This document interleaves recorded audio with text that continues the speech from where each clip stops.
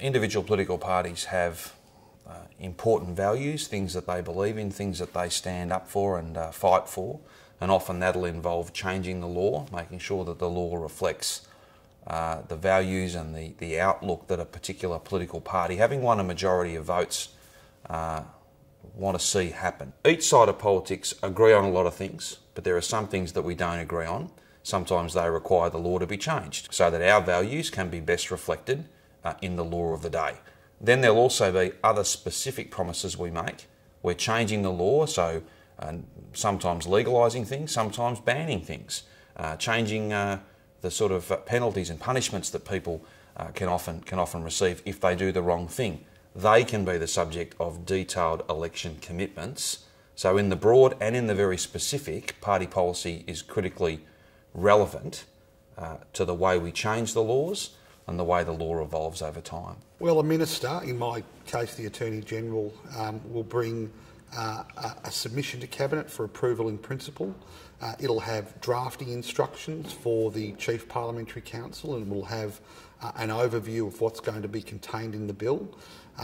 There's a discussion at the Cabinet table about whether or not the bill's desirable, what it does, what its prospects of passage are.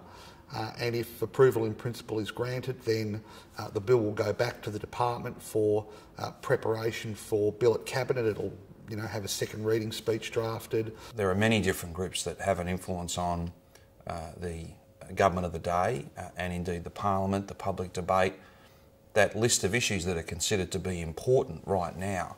And when politicians come together in a bipartisan way, leaving the politics at the door and work together with a very detailed reference, the work of parliamentary committees is critically important to really examine and get into an issue, sometimes over as long as 12 months, sometimes even longer than that.